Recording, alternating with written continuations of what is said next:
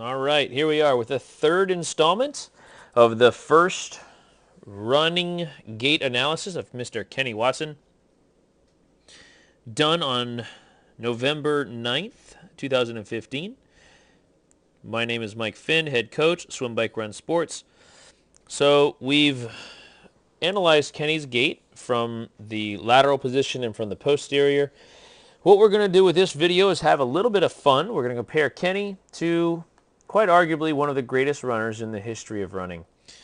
This gentleman's name, and I apologize if I butcher it, is Haile Gabre Selassie. This gentleman successfully won the gold medal in the 10,000 meters at the 1996 and 2000 Summer Olympic Games. He holds numerous world records. His personal bests in various distances include a 3:52 mile, an 8:012 mile, a 12:39 5K, a 26:22 10K, and a 2 hour and 3 minute marathon. All of those are absolutely ridiculous, and none of them are expected to be recreated by Mr. Kenny Watson. However, the objective here is to demonstrate what it means to run like you're the best in the world as we try to recreate it within our own confines. So let's give a little bit of a side-by-side demonstration of the two runners, so you can just simply see what it means to run in those different styles.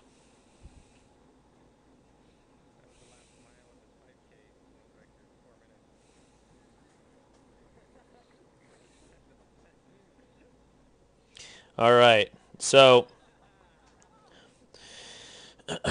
here's what we're going to take away from these comparisons. Kenny, you do a number of things well, a number of things you can improve on. The things you can improve on, I want to demonstrate to you what it means to have them actually improved on. Now, unfortunately, I tried very hard to find a direct lateral video of his run stride, which I was unable to do. So his video is slightly in front of him. So all of the angles you'll have to spatialize with me as we go forward. Kenny, your biggest concerns were your knee drive and your elbow angle. So we're going to take a look down here and see exactly what it means to have a knee drive. So, Kenny, I believe that you simply come off the ground, and as you let your leg swing forward, you simply let momentum carry it and let your foot land where it may. Nothing unusual about that. However, if we want to maximize efficiency of the stride, we need to have active hip flexors or iliopsoas and have active leg extensors at the same time. So watch the right leg of our Olympic champion down here. As he comes off the ground, his right leg, as he comes off the ground, watch his right thigh from here to there. That right there, that's a snapping of the iliopsoas. He is actively contracting his hip flexor. He's not letting gravity carry his leg forward. He's not letting simply momentum predict his next step. What he's doing is he's actively running and placing his knee high into the air.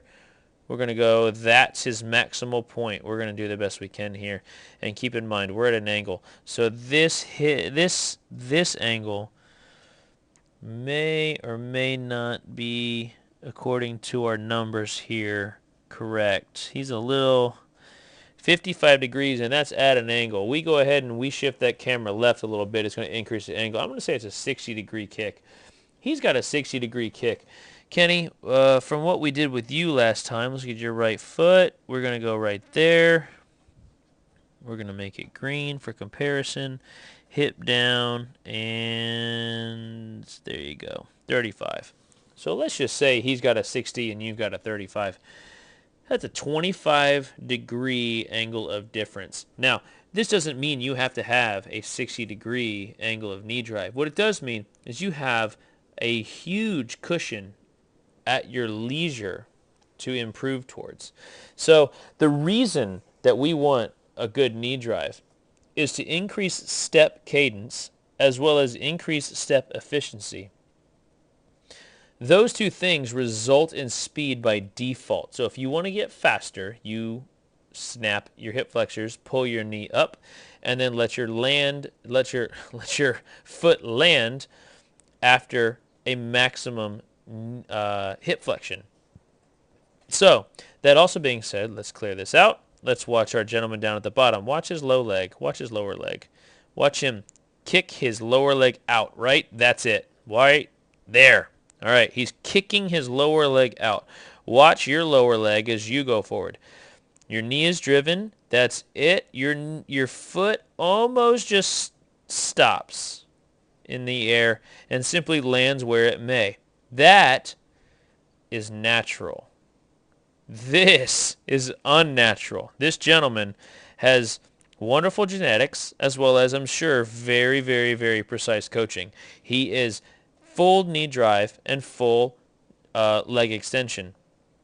But with an increased knee drive, you're allowed more leg extension. As you remember from your previous videos, you have too much knee extension because your knee is too straight as it impacts the ground. If you look at the gentleman on the bottom, his knee is extremely straight. He lands. Now the knee compression is how much does the knee bend after it touches the ground. If you'll watch his knee, I'm not going to draw a line, watch his knee. It is extended, it hits the ground, it follows through, it comes off the ground at almost the exact same angle through the entire stride. Kenny, you bend your knee very deep as you go forward. Once again, these angles are a little exaggerated. Unfortunately, the lack of lateral visualization of our world record holder kind of prevents us from showing a 100% replica. However, we can go ahead and assume that the guy with a 8-minute 2-mile time has an appropriate knee compression angle. We're going to continue these videos forward to demonstrate your elbow angle at the as the second analysis of this video.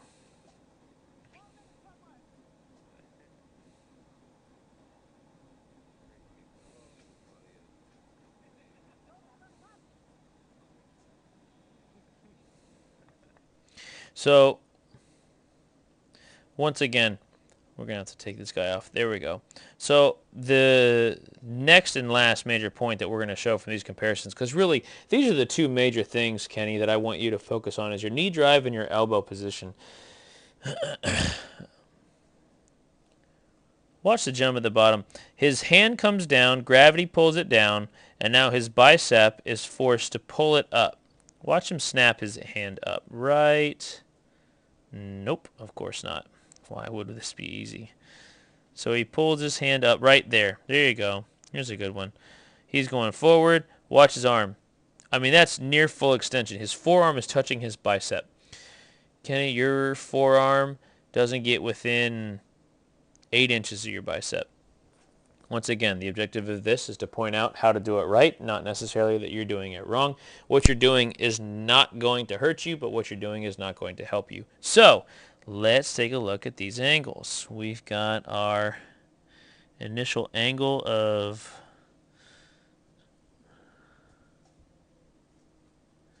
that doesn't make any sense. Come on. Really? All right, well, I don't know what else to do. Unbelievable. I mean, that one works. Come on. There we go. He's got 38 degrees. We're going to go to white for your angle here. 84 degrees. And remember, the gentleman on the bottom, the camera is off center. That's less than 30 degrees. So what he does is when he lets his hand drop and he brings it up, he whips it up to his body. The reason why he actively contracts his biceps and flexes his elbow to his body is so that he has as minimal lateral and vertical motion as possible. Those two different vectors create a turbulence that distracts from A to B. It creates X to Y and Y to Z, if I remember my planes correctly. So the point here, keep your elbows bent, keep your hands close to your chest, reduce the amount of unnecessary lateral and vertical motion as things go forward. Once again, This is something that is going to take place over time. It's not going to happen immediately, and it's definitely not something that you need to think means that you are not a constructive runner. So, Kenny, you have a very strong foundation on which to build your run stride on. We got a few things to focus on and then see how the dust settles after the fact. What I want you to do is take these videos, log them away, see what you can do by simply recognizing that you need to correct one or two minor things. Let's see how that affects the rest of the kinetic chain, and then we address them as things arise from there. So once again, Mike Finn, Swim Bike Run Sports, the third and final video of the first run gait analysis of Kenny Watson done on November 9th, 2015. I appreciate you taking the time to watch these videos. If you have any questions, by any means, contact me at your nearest convenience. Good luck in your future runs. I hope to hear from you soon.